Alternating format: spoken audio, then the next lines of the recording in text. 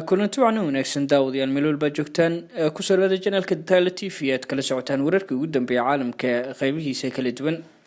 Haddaba madaxweynihii hore ee dalka Zimbabwe Robert Mugabe oo dhawaan ku geeriyooday dalka Singapore isbitaal ku yaala ayaa la sheegay in la isku haysto halkii lagu aasi lahaa. Tay markii kugu horeysay aad soo boqotay janaalka Dadaala TV fadlan adigoo mahadsan subscribe like share notice si aad u heshid wararkii barnaamijyada cusub aynu soo gelino janaalka. Mahadsanid. Madaxweynihii hore ee dalka Zimbabwe Robert Mugabe ayaa lagu wadaa in la geeyo dalkaasi Arbacada, waxaana dowladda xaqiijisay in aaskiisu socon doono 2 maalmood.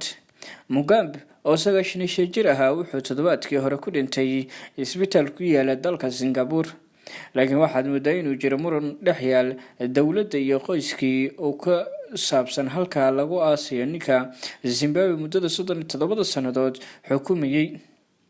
Eheladiisa qaarkood waxay doonayaan in lagu aaso tuuladii uu ku dhashay ee Kutama oo ku taala gobolka Mashonaland ee galbeedka dalkaasi oo 80 kiiloomitir u jirta magaalada madaxda Harare.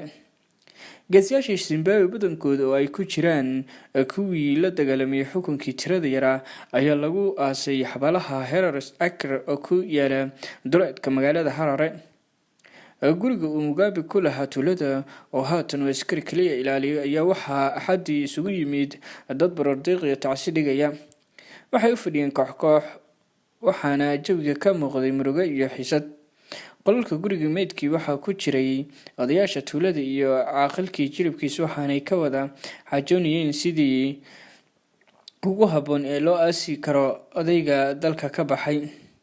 Leo Mugabe oo uu adeer u ahaa ayaa beeniyay inuu jiro khilaaf dhex yaal iyaga iyo dowladda, laakiin wuxuu qiray in adeerkii dhintay isagoo calool xumo qaba kadib markii militariga iyo ku xigeenkiisii ay afgambiyeen 2017.